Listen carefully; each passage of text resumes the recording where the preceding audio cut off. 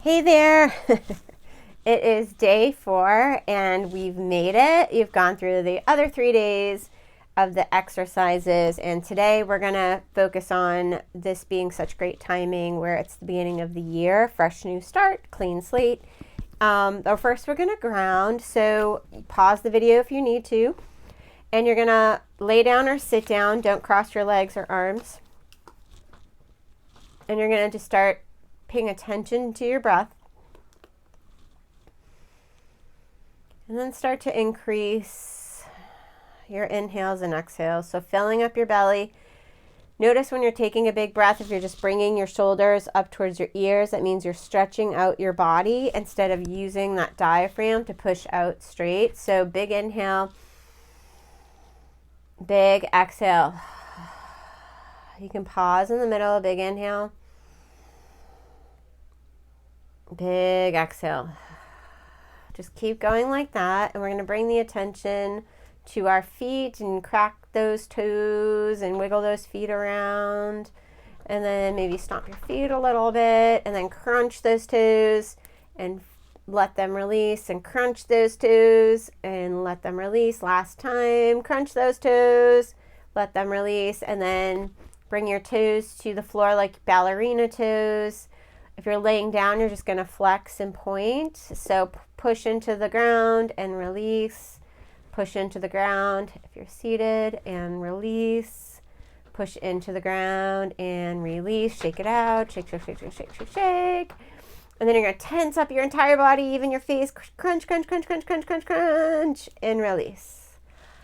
Whoo, another one. Crunch, crunch, crunch, crunch, crunch, crunch, crunch, and release.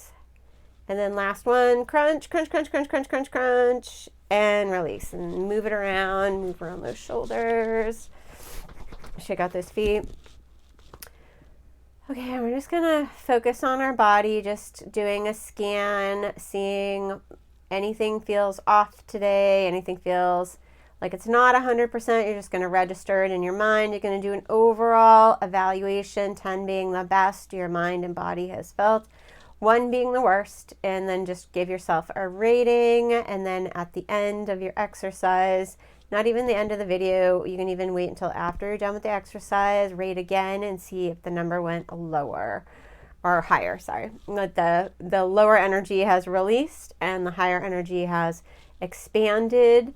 And energy doesn't really go away, it just shifts. So we're shifting that low energy to the higher energy.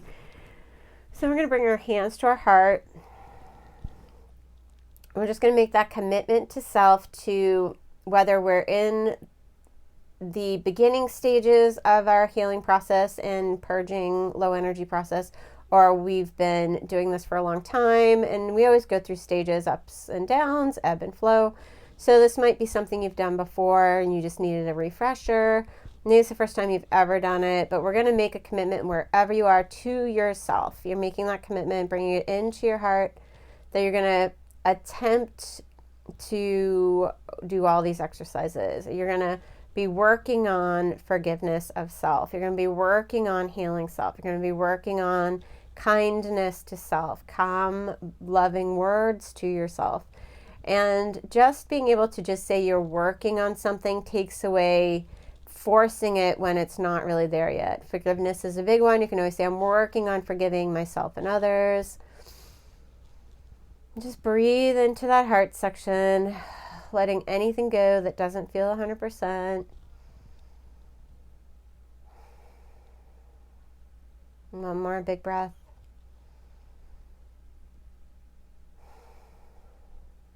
And then just feel those shoulders relax, unclench your jaw. Bringing that commitment, contract into your own heart. And then open your eyes. Okay, and then you got your journal ready and your pen ready. So again, you don't need to have a fancy journal. If you do have a fancy journal, that's fine. If you don't, you can even just reuse a piece of paper, use a random scrap paper. You can go to the dollar store and get some cheap throwaway paper. I do that when I'm doing purging because I feel less guilty throwing out paper, wasting it. It's usually like literally tissue thin. You can burn it, purge it. And that's a good way to kind of just, if you're saying, it gives you a little more freedom to say whatever you want to say about the things that are working or not working, especially if there's people in your house that you'd be mentioning. It's always a great way to just be really honest and be free with your feelings and your thoughts and your writing. But if you do have a permanent journal, that's a little harder to do. You can always rip the pages out if you really need to. But whatever is going to get you to the point where you just feel really secure in being able to be really honest about where you are. So today is the 4th exercise, the last one we're doing in this series. And I want you to focus on 2023 and go through your mind and write it in your journal so you can put the date, today's date, the time, you give your ratings. And then I want you to focus on just thinking of the year as a whole, right? So I'm doing these exercises as well on my own. Reflecting on 2023, which was a year of 7 in numerology. The next year we're going into is a year of 8, which is abundance. So this is a great time to manifest and bring in all the things that we really want to bring into our lives and release the things we don't. So what did you learn last year? What do you do? What are you doing better? So we do better when we learn. When we learn things, we do better, right? So when we know more, we do better. So what are you doing better because of 2023? What has been in your vortex? So for me, it was a huge grief year, but I've learned a lot through that. So that's, something I'll be writing about. But what can you take away from 2023? You can even do a little bullet point of like the big things, like maybe you had to move, maybe you had a breakup, maybe you switched jobs, maybe whatever it was. If there were big things, maybe it was just little things, like I started to do a new exercise, or I started pickleball. Seems like everyone's doing pickleball. Something that, just was something that changed your environment, good or bad. And then how has that helped you? Even in the bad things, that can help us. That can help us reevaluate. That can help us really see where our priorities are. Like 2020, through COVID, it let you really realize like who you were there for, but maybe they weren't there for you. I've had a lot of conversations with a lot of people about this subject. Maybe it was just reevaluating your relationship, reevaluating your home values. It was a time when your kids, weren't running off everywhere and you had to actually sit down to dinner together. There's so many people taking walks around the neighborhoods, having dinner together. So maybe that's something you want to remember and incorporate into your life now. So what was 2023 like that for you? What was some aha moments? What were some moments that you were like, I can't wait till this year is over? It seems like it was a hard year for a lot of people, but then there's a lot of people who had a really great year. So just learning from that. And then taking away what you want to bring from those experiences and those learnings into your life now. Like, what do you want to bring in? What do you want to incorporate? Like what I was talking about, like remembering 2020, like your family may have gone on walks, or maybe you started to get back into painting or gardening or something that you forgot you really loved doing. So maybe it's getting more in touch with yourself, to getting into something that is a release from stress that you forgot was such an amazing release from stress, and incorporating that more. Maybe it's health. Everyone started to like eat badly and gain weight. Maybe after 2020, you started getting in a better health regime, and maybe you fell off of it again. And maybe 2023, like you were like, I'm really going to have to stick to a healthier lifestyle and, it's not a diet versus a lifestyle. This is my lifestyle now. I'm only eating these foods very sparingly. Am I eating these things that I know are going to make me feel bad? There's so many people, which I'm going to do a video on, having digestive issues and bloating issues. And a lot of it has to do with diet. I was talking about something else with someone recently about, basically like just the foods we eat and the over processed foods, they're, are so easy to get. And especially if you're super busy, I remember, everyone does it. Like you just grab, if something's close, it's a machine or, a quick cafeteria, whatever, you'll grab some food. Maybe it's not the best for you. And it does affect your emotions. Sugar makes you feel better. It gives you a quick little click, but then it does really make you crash. So getting back into maybe your health. And then maybe it was a good year for you, but there was also, maybe you learned some things in that good year, like this is a year I didn't complain as much, or this is a year I really tried to stay positive and that worked out for me. So what do you want to let go of last year? So if it was a hard year, that's an easy one. All the things you want to let go of, because I read a saying that said, the best thing you can do for 2024 is let go of 2023. And I think that's perfect advice. I think, what are the lessons? What are the aha moments, if any? What are the really high highs? What are the low lows? And what do you want to bring into 2024 from those learnings, right? So I'm using me as an example because I'm my best source of information. The data from my life is, the best I know. So having grief in your life, which I know a few people had similar things happening, having the grief, maybe that also incorporated really valuing the people in your life, like missing the people who are really important, reaching out to people you haven't talked to in a long time that you're going to just be so excited to talk to, and that you can call them, and really valuing community more. And I'm switching up my community because I really need to have that community. So maybe you had something like that happen. Maybe it was a health issue. There's a lot of people I know that are on the go, multiple friends now, and myself included. Like you're just constantly going, and then the universe is giving you a whisper and a bang. Like maybe you have to not only just take care of your health, but go into yourself and really do the relaxation and have that vacation inside of yourself. I know it sounds weird, but it's like yoga does that for me. Going on walks in nature does that for me. And these are things I've avoided.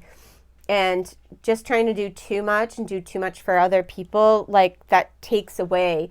It's really nice to give to other people. And if you need to ask for help, if that feels like it's a drain and it feels like the people you asked for help you're still giving so much more, that might be the wrong person to ask for help. So there's going to be somebody that's a great match for your needs. So just keep looking. So don't be afraid to ask for help. If it feels like it's a drain, don't use that same friend or whatever. Call someone else, or just keep asking the universe to send you the right people to help you, and you'll get them. It's so proven every time you do this. So this is a short one, but I think it's really important. And then you can also add in, I'm going to be having a class on a vision board, which you can do any time of year. It's very inexpensive. And I'll be taking you through how to do it and 2 meditations. But it's on my website if you want to sign up for it. But you don't have to do that. You can do it on your own. But just thinking about and I would stick to the feelings of how you want to feel at the end of the year. In December 2024, what do you want to be feeling? What do you want to be working yourself through? Like, what do you want to be so proud of that you worked on this year? Even if it's one tiny little thing, like you wanted to learn how to ice skate or roller skate. Like roller skating's big again, which is so funny. So, what is it? What is it? Something you wanted to definitely cook more at home and not eat out as much, and you wanted to implement more greens, eat more vegetables in your diet, have a meatless day every week for your whole family, meal plan more. A lot of health is going to be important this year with the 8 year, and I'm already seeing that. And an 8 year is abundance, so it can be money, but it's also abundance of, like what I was talking about, abundance of really good community, like an overflow of abundance in the people you want to be around, the feelings you want to be feeling, being really honest and just being really there's going to be craziness outside of us. So this is why I wanted to do this, because the more that we can come into ourselves and be grounded, and that is through journaling, it does help. What can you learn from that, and what other ways can you I lost my train of thought. What other ways can you ground yourself? And this is one way. Meditation is another way. Yoga is another way. Going in nature is another way. Being around animals. Anytime I've stopped doing it because I can't foster right now and it breaks my heart, but I go into dog shelters, or I go work with horses. I volunteer at a horse equestrian place. But dog shelters, the more you go and you hug, it's good for kids to see too, because it helps with compassion. But like, you go and hug the animals and like make them not feel so scared in the shelters.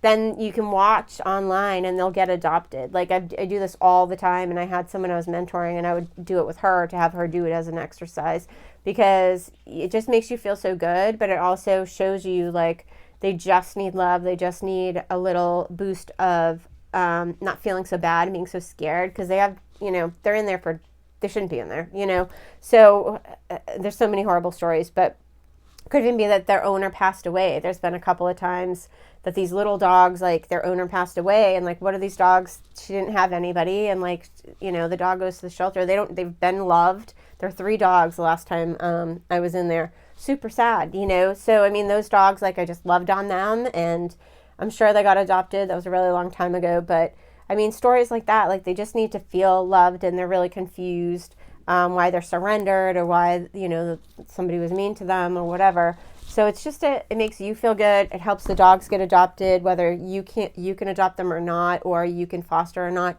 It helps the dogs in all the areas. So that's something that is true to my heart. And if you are an animal lover, and you can do it, because if I can leave there without having 7 million dogs, which I have enough right now, but if I can do it and not adopt all of them, you can do it too. And then you'll see the benefit of just doing that. They get adopted. You know what I mean? They feel love and get adopted.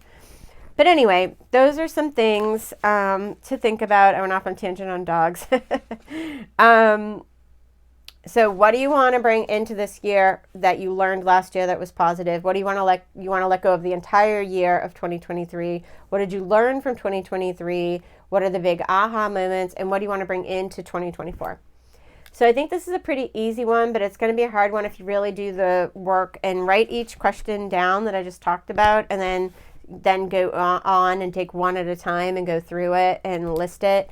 And I think you're going to be really excited to see what comes out between all of the 4 days. I think you'll start to really see some aha moments in yourself if you're doing the work and doing the exercise. I think you're going to see some aha moments, and you should be proud. You should be proud of yourself for getting through these 4 days. It's a lot to take time out and do something new, and I'm really proud of you for doing that. And reach out to me if you want any private sessions, and definitely subscribe and share this with any friends that need a little boost. And you can also do this exercise with kids, especially teenagers or adolescents. You can do it with anybody, but it's really good to kind of get them in a positive state of mental health. And this does help with mental health, because you're getting out all the stress and you're focusing on taking control and power of your life, no matter what's going on outside of your life. So I hope these have been helpful, and there'll be another extra bonus day, and we'll kind of go through any questions I've received through direct messages, emails, anything like that. And you can write messages down below, and that will be on the next video, and I'll call it day 5. But I hope this was helpful, and look forward to more. We're going to do a new series of meditation videos. That'll be 7 videos, so that's also really fantastic. Bye, and you have a great day, and good luck, and I want to hear about it. Tell me all about it.